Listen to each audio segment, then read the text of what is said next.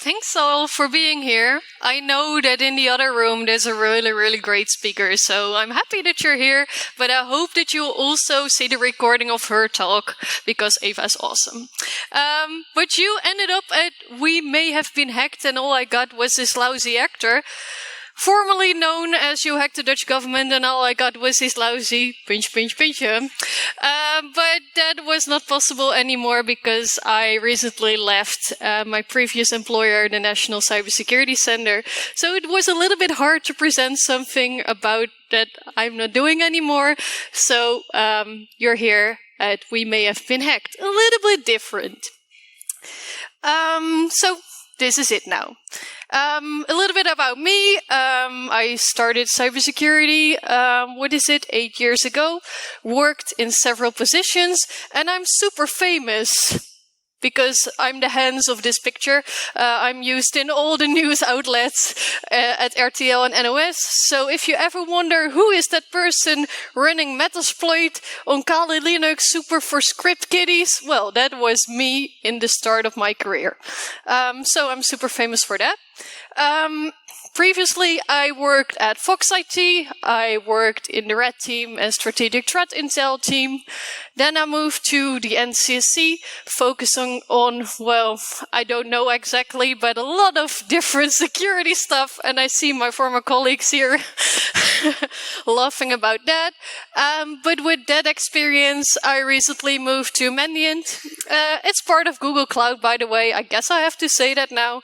So I recently got my Noogler cap you'll get when you just finished your onboarding. So this is me in 3 pictures. But it's not about me during this session, it's about you. Because you all work in this office. Imagine you all work in this office. I don't know if it looks better than your normal office. The offices I worked for looked way worse than this, actually. So imagine you work at this office.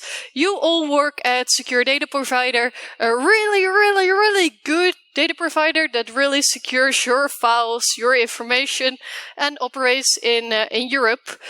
So imagine you all work there and something happens and you have to deal with some stuff. I don't know if it got a happy ending as it was announced before I started this presentation. But imagine you work here and you get this information. You get an email from a threat intel provider saying TLP Amber strict, urgent report of leaked data discovery, action required, and a lot of important words like sensitive information, investigation, sensitive information belonging to your company is being offered for sale on the dark web through a leak site called Raspberry. And there is some information regarding the leaked data. There is a website on the dark web included. We are currently unable to ascertain the identity of the seller due to anonymous nature of the dark web. What else do we got? We strongly urge you to take immediate action to mitigate the damage with utmost urgency. And of course, if you require any assistance, please let us know. So, and one day you're working in the office and you or one of your colleagues get this email message. What is the first thing you do? Well, click on the link, of course. Well, no, that's always really funny because everyone says, no, please don't click on the links in all the awareness sessions, but then you have the operational people who just click on everything. Some former employers really didn't like that and asked if operational people please cannot click the link because it influences the click rate in awareness sessions. But we click the link because we're cybersecurity experts, right? So we click the link, we go to, well, we copy the link actually, we go to the Tor browser, go to the dark web, and we paste the link over there. And we see that our files are offered on a leak website and that we still have 6 days, 1 hour, 54 minutes, whatever, until publication, and that it includes all our data offering financial and customer data for the highest bidder. All available data will be published if we don't pay, so we might find a ransomware node somewhere. Now, I'm asking you, what should be our first action if we get this information from a colleague and we saw that our information might be published on the dark web? And now I'll ask you to get your phone and scan a QR code.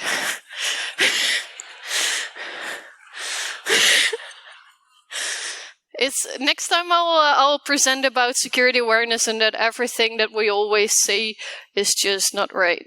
But please, can you scan this QR code and dump your brain, your thoughts. What would you do first? It will create a really, really nice word cloud, and you all get extra points if we get the buzzword bingo in here.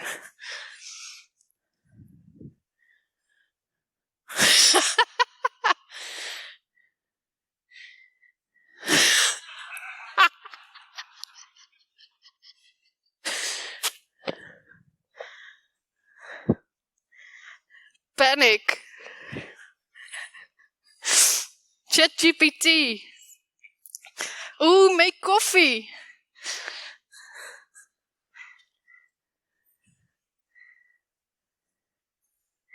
Vrijmibo.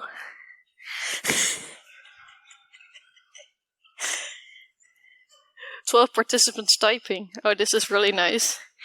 Call the police. Cyber. Buzzword bingo. Scream. Ignore letter to the parliament.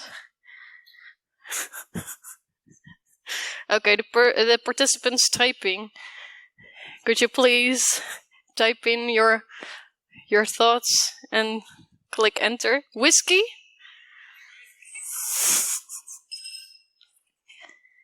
Scream, quit. Okay. So our word cloud says panic and call CERT first. Who, by the way, works at a CERT? Or is somewhere in blue teaming?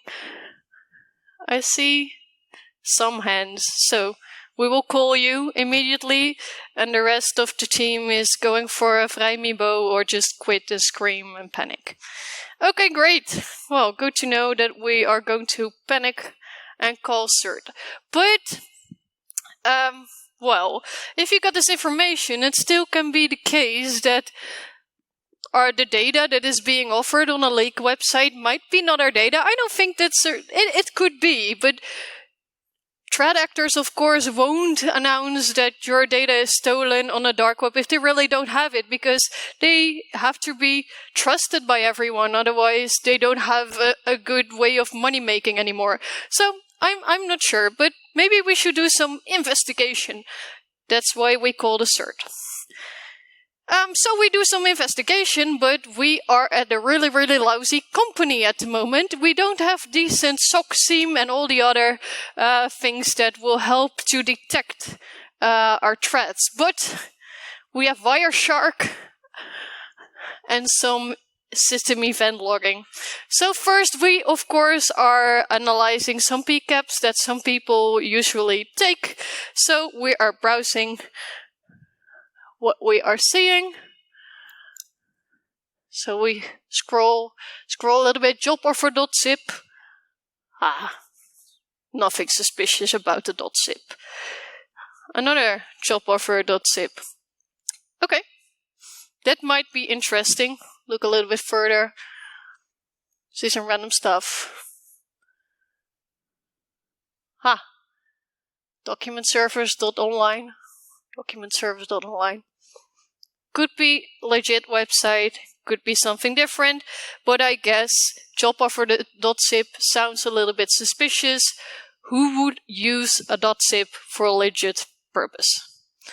And of course, we have some great other logs. I guess being in an incident response case or doing technical investigation, you're totally rely on every information that you got, on the data that you got. And if this is the data, I am not sure if you are gonna make it, but we see that we have in our downloads joboffer.pdf.exe. And now I'm asking you, what information do we have that we can use to further investigate this matter? And you can scan again the QR code or check out the link if you have it still on.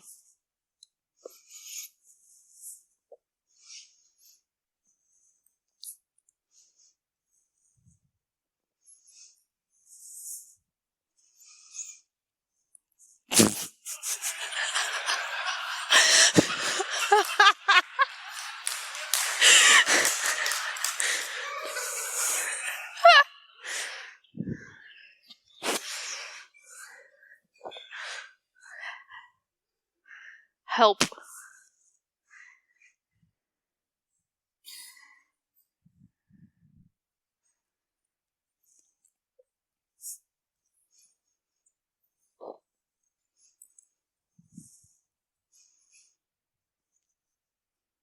IP address, again cyber, executable, the malware piece,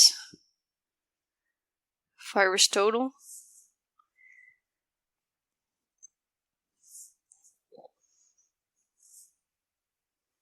Time to reverse engineer. Reverse engineer what? Do we have the malware sample? Totally legit new job ready for us. Yes. I hope it has a really great salary.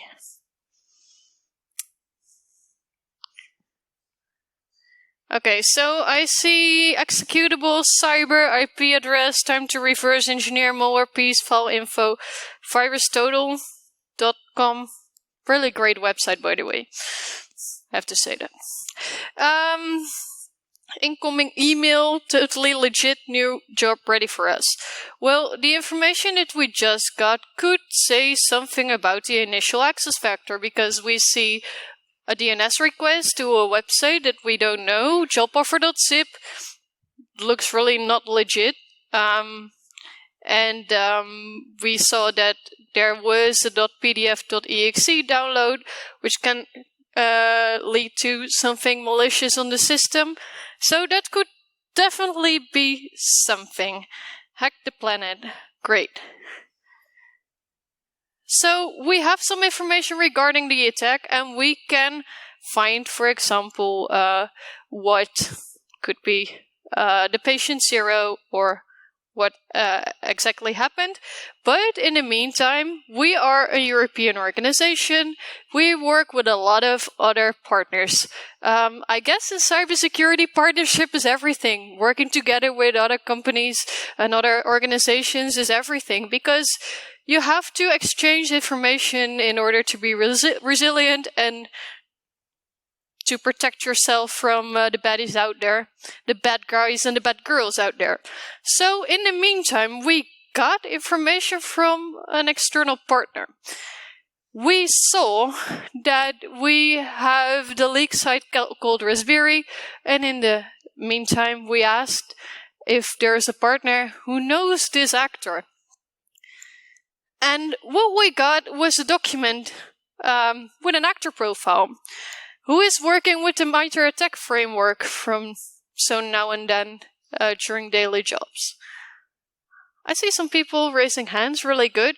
MITRE ATT&CK framework describes the actor, describes all the possibilities and capabilities of the actor, the TTPs, and says something about how a group operates. And someone in our partnership sent us this document.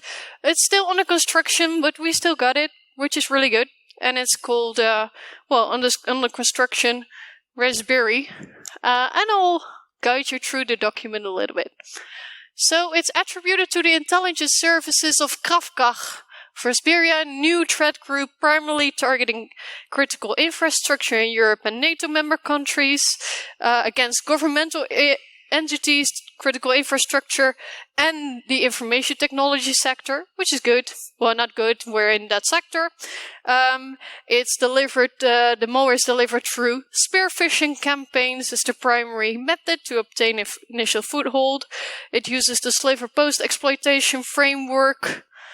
What else do we got? Proven record of flying under the radar, performing long-term data exfiltration. Interesting. It's also recently created, and it has long-term espionage and data exfiltration, and it has a lot of technologies they use and tactics and procedures. So, for example, it uses a spear phishing attachment to gain initial access. And what else? Malicious file. Well, I saw something related to malware. And just a lot of blurred, like every actor profile on the, or group profile on the MITRE attack framework. So when we're reviewing this information, we got the technical information from our research, but we also got this information. And what can we conclude based on this information? If you're not really technical, you don't have to enter a technical answer, because you still can find a lot of interesting information in the context of the actor. But what do you think was a really important piece in this actor profile? Lorem ipsum. Yes, it was quite a lot of text.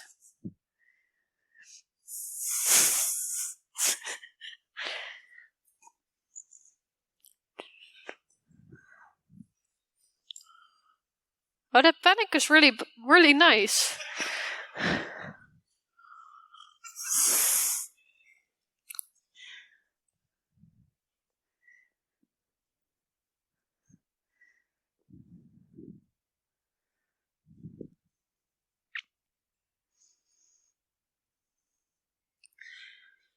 I'm wondering if we can get the cyber with all the gibberish to #1 most answered.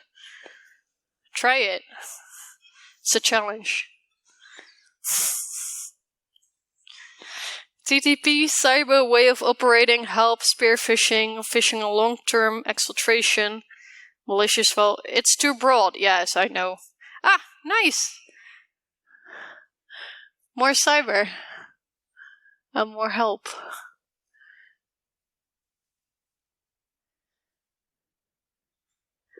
I see a lot of good answers. Dungeons and Dragons.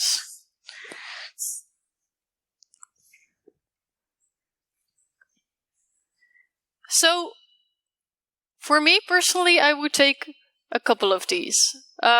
First, we saw a spear phishing method as one of the methods of gaining initial access to a system. Well, we saw that job offer was involved in this scenario, and combined, this could be really relevant information. But I also saw it once. Let me check where it is. Phishing and long-term exfiltration. We have long-term exfiltration, espionage. And flying under the radar. If you're offering information for sale on the dark web, that really doesn't seem like flying under the radar, right? And long-term espionage and exfiltration technologies. So I'm a little bit confused about that. But it could mean something. The thing is, we saw that the information is being offered and that there's consumer data and financial data included in that information that is being offered on the dark web if you're not going to pay for it. But there might be more information that we don't know about that is also stolen. Critical information from our infrastructure, for example. So what if this could be the case that we're still handling a nation state or a really big cyber attack group that has also a subgroup that is offering some data for sale to pay for the espionage operations? could be still an option for that. But yeah, we are still figuring out what is happening. As you may know, if you're investigating such a case, it's taking weeks, maybe months to find out what exactly happened. So we are all working together to find out what is happening exactly. But in the meantime, some people might have some knowledge about that we were being hacked. And that is actually the case when we are looking at today at the news broadcast of that night, that there is some information that we are hacked, and they are asking for a clarification. What is happening? So I'm inviting, is someone willing to be the person who is answering to these questions on national TV? Who would love to do that? Oh yeah, no one. Of course. I saw your hand. So, if not, can I use a microphone? Do you have an extra?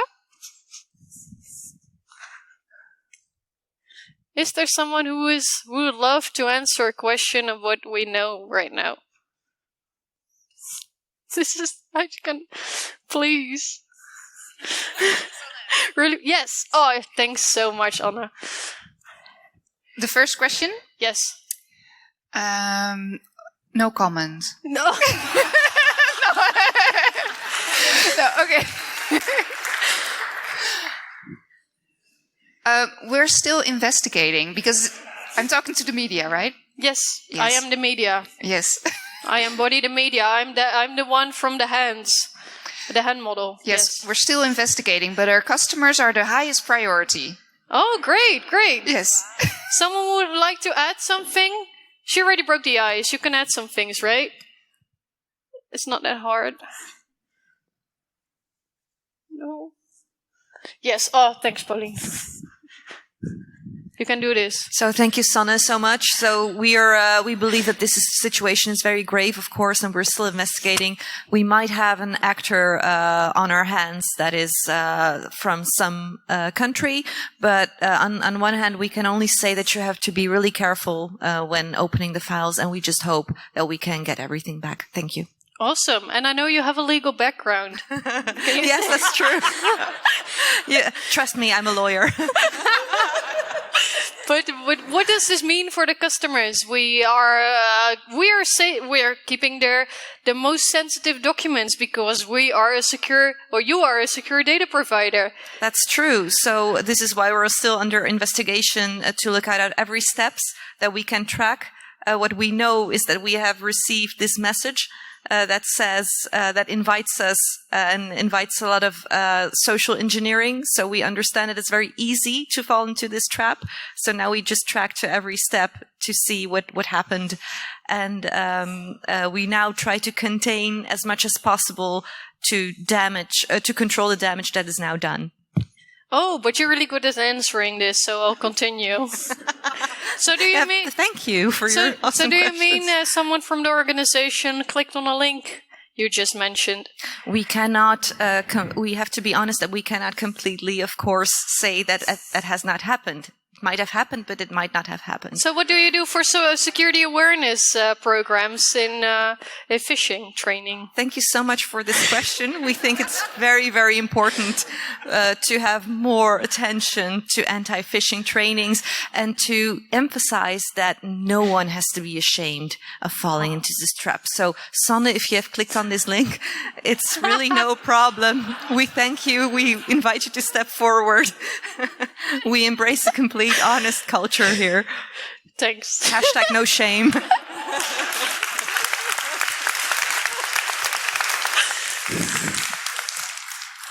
You're raising your hand, right? Someone else for the second question. Yes. Thanks, Chris.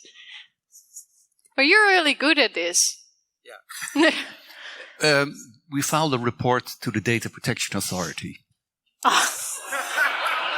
Don't forget that. No, really good. But can you give more clarification? What kind of measures did you are you taking to manage this situation? Yeah, so we formed a crisis management team. We got all expertise in the house, but we can't tell what we're exactly doing because we are still under attack and we don't want to feed the threat actor too much information. But we also want to warn our customers, if you get messages from us, don't trust it. And we hopefully, you won't get them.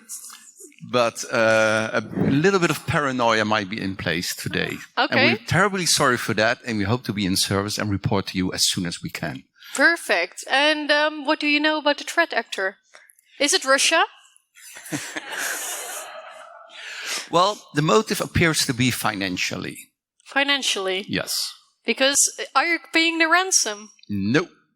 Good. We're trying to restore backups. We are trying to look into what data is being leaked, but we're not sure about that. And up until that point, we need to mistrust all our systems. So we're terribly sorry for that, but we are still working on it. Perfect. Well, so you're a secure file, secure data provider, and systems could not be trusted. Perfect. What?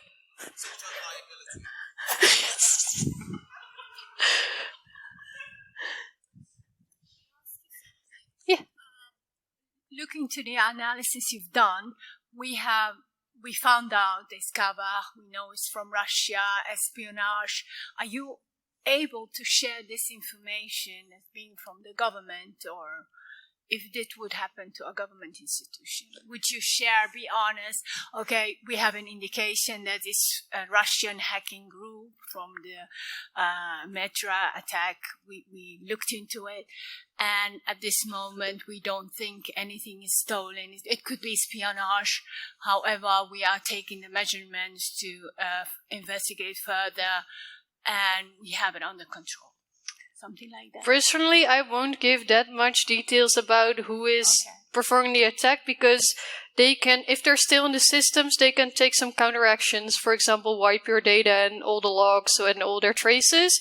I'm not sure who else thinks that's the best way, because you might have similar experiences. No? Who? Yeah, sure, but I'm also...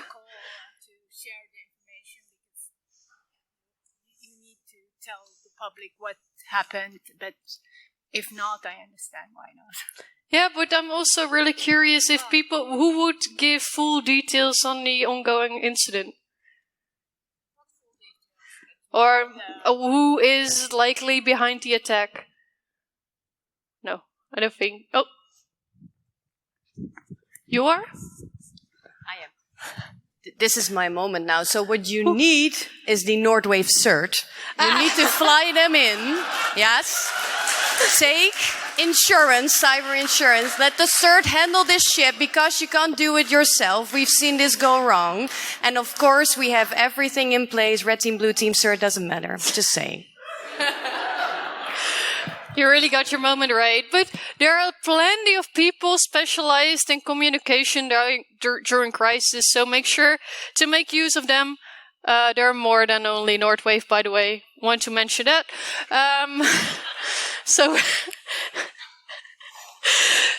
But it's really good to find also someone who is specialized in this, because you can make it or break it at this moment, because you have to find the trust at the customers, but you also don't want to give too much information about the ongoing attack, because it might influence your investigation.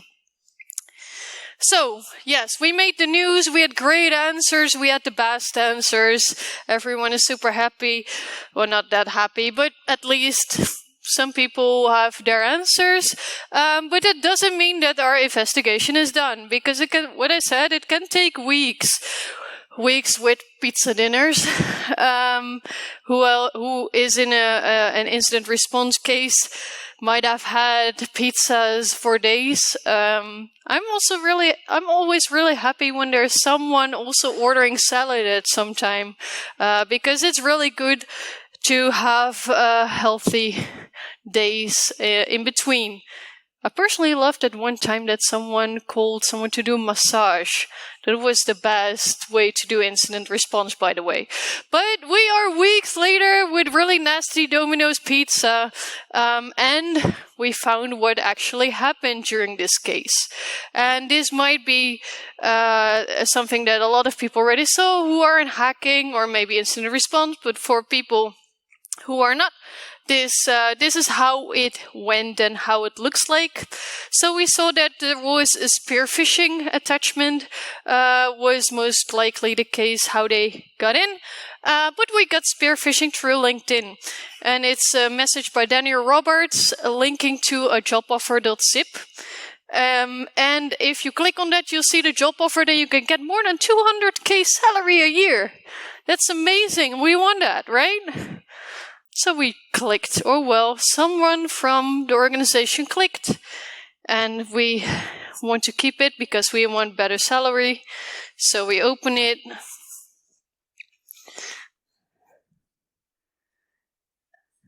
We unpack it. And we see job offer.pdf as an application. Perfect. And we just click because what can happen? We again clicked. And for most people, yes, this is not the way how threat actors might do this. This is really obvious, right? I would personally do it a little bit better than this, but just for showing how this could be the case. And at the time when it was clicked, we also got an infection.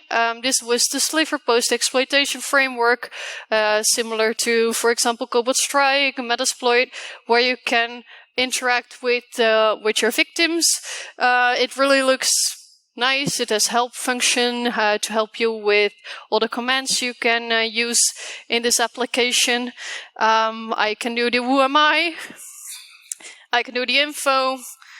Please don't look into that this much because it's my home IP for purposes. But you see that is active C2 over document servers.online. We also saw that in the PCAP.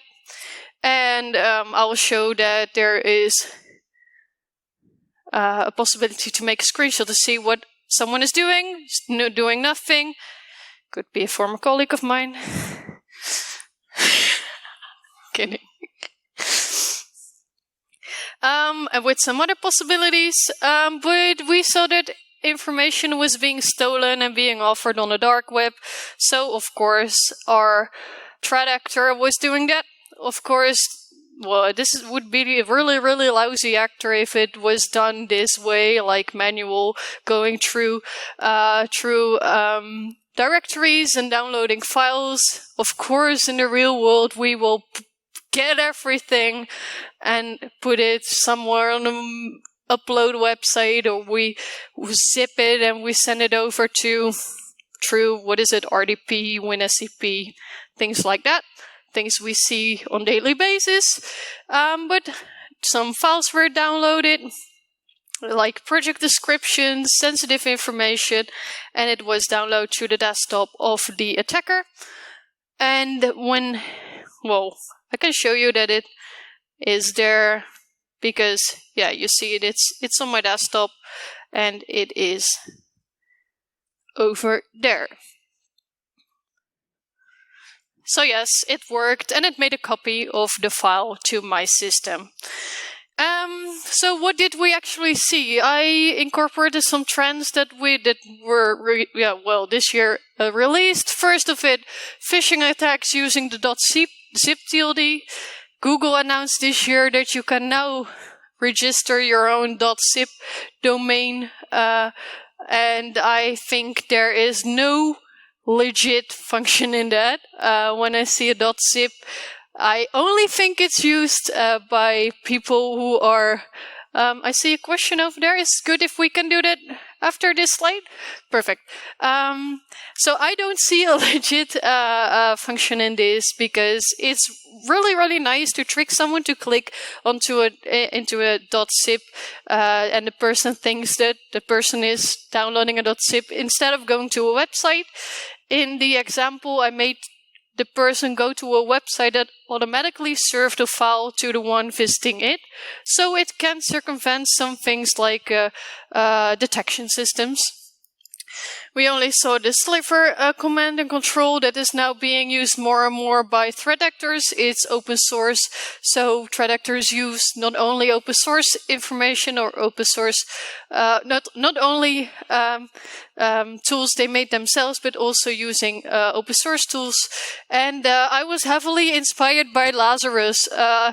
I always say I love Lazarus. It's my favorite threat actor.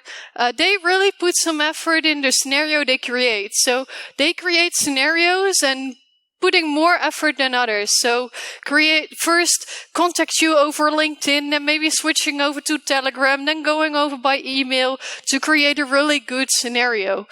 What also is really nice that they, for example, Danya, here in the front, Lazarus wants to target you. It's sending LinkedIn invites to everyone in the room, you know, but not you. And when Lazarus wants to target you as well, you see that you already have a lot of invitation or connections in common. So in that way, you will see, oh, Lazarus, such a great person. This person, I will know this person because I have a lot of connections in common. So that was heavily inspired by this. And of course, this could not be a presentation about some trends also without mentioning AI. I didn't see that buzzword that much when entering some information. I saw ChatGPT only once, but it could also be AI powered. I was researching into that.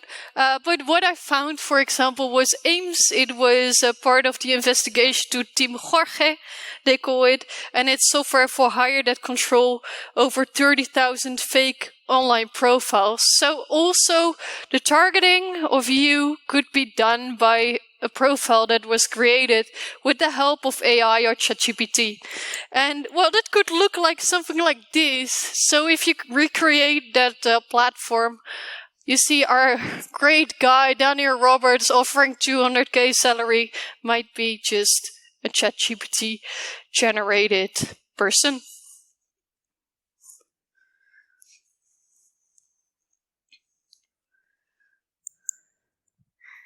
So to wrap up, in an era where hackers are becoming increasingly inventive and utilizing technologies like AI for automation, it is essential to also use that kind of technologies to detect, for example. We always say it's a cat and mouse game between hackers and defenders. So if they're using new technologies, we also should do that in order to be, well, at least as good as they are, of course. Everyone is saying they're winning, the bad guys and girls over there, but we also do a lot of good stuff in defending. But that never makes the news. So bad. Consider a broader range of potential impacts beyond just data leaks and encrypted files. What if the data is not being leaked yet, and you're still investigating, and you don't know what exactly is being stolen, because it says customer financial data on the leak website, but you might have more than that. So consider multiple impacts instead of just encryption or data that is stolen. Your investigation is as good as your forensic evidence, your processes, and your knowledge. You were great, of course, but everything at this organization was pretty bad because it was really hard to find some stuff in, for example, the PCAPs. There was no event logging, for example, really bad ones. So make sure you detect or you log that kind of information. Otherwise, you're stuck. You cannot do anything. And I wanted to say that you did great. Thanks a lot. It was the last session, almost borrel. So thank you for watching.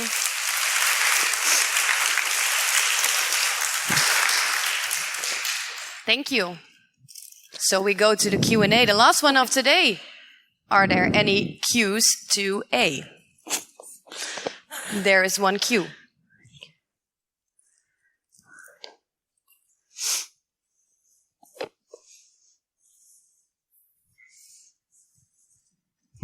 Yeah, I had more of a comment on the .zip extension. Well, it's just as legit, in my opinion, as .museum or all of the other fancy TLDs.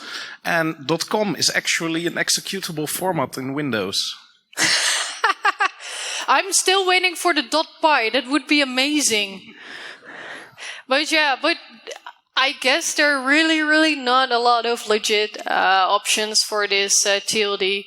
I got some registered some myself just for fun. Exactly. But a lot of people or organizations ask if it's okay to block .zip entirely so that they cannot connect to it. I think that's a pretty nice option actually, because anyone here who saw a legit .zip domain? Nope, exactly. Other questions?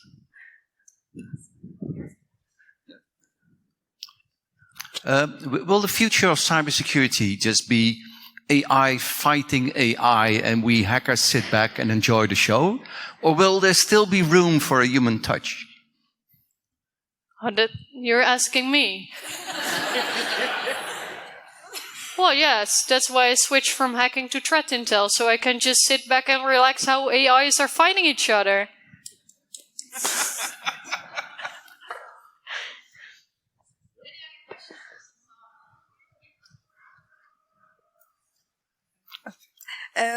I read that there is also AI models with open source that where you can create malware with it. Do you see any new attacks? New attacks. Well, it really helps to create the malware. I also did that, but for a legal purpose, I want to mention. For creating challenges for students to play with and to learn how to do malware analysis. So it will definitely help. And what I also saw is that in that case, if you're, for example, building some malware or you're asked to write some malware, it will also include some options to spread the attacks. For example, it says, okay, please import this library. It's not an already known library, so attackers use it to build it themselves. So you will use it in your malware or in your file or in your executable. So you will get attacked, for example. So yes, it can be used that way, definitely. But what it will bring us, we only have to wait, and I'm the one waiting and sitting back and relaxed and watching what happens. Over there.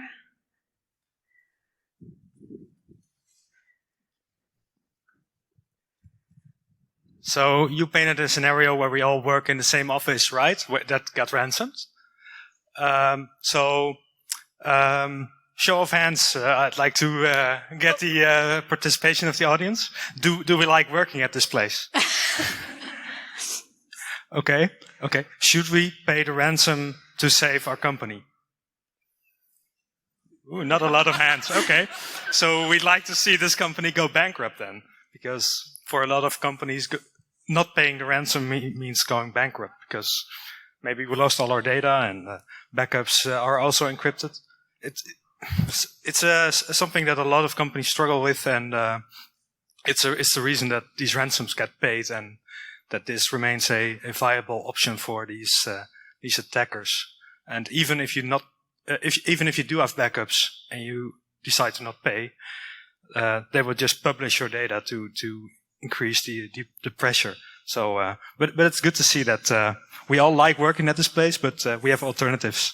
Yeah, good. But still, I think it's when we now all say we're not going to pay, but we still don't know what kind of data is exactly leaked or stolen. And we say that we are a European secure data provider, so that this could include some really important information.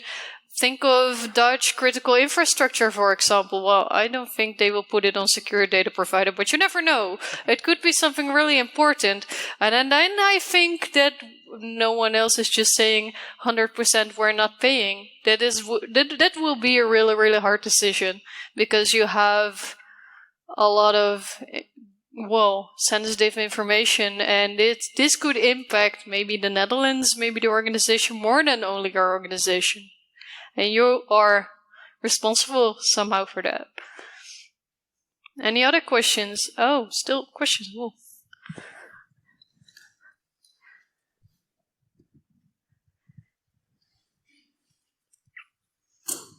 Thank you. It's not per se a question, it's to continue the thought of, well, maybe we should pay. Actually, paying does two things. You might get your data back. You don't know if they delete your data. Plus, then you're known to pay for having your data ransomed, which means more attackers will come to your company to do the same thing. So. Yes, that could be something. First of all, I think when you're paying the ransom, in almost all the cases you will get your data back, by the way, because otherwise there's no way of making money for those threat actors.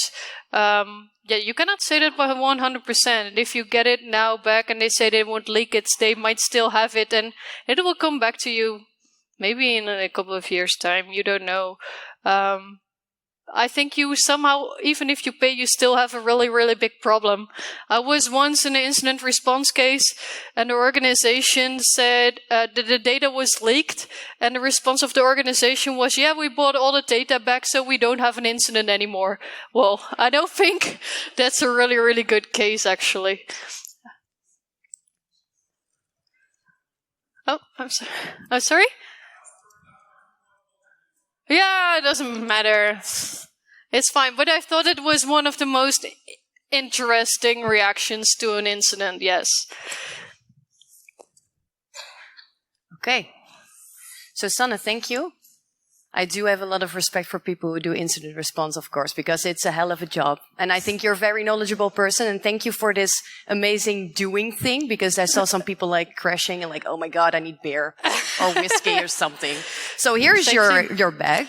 Thanks. You're welcome. Give a round of applause again for Sanne. Thank you.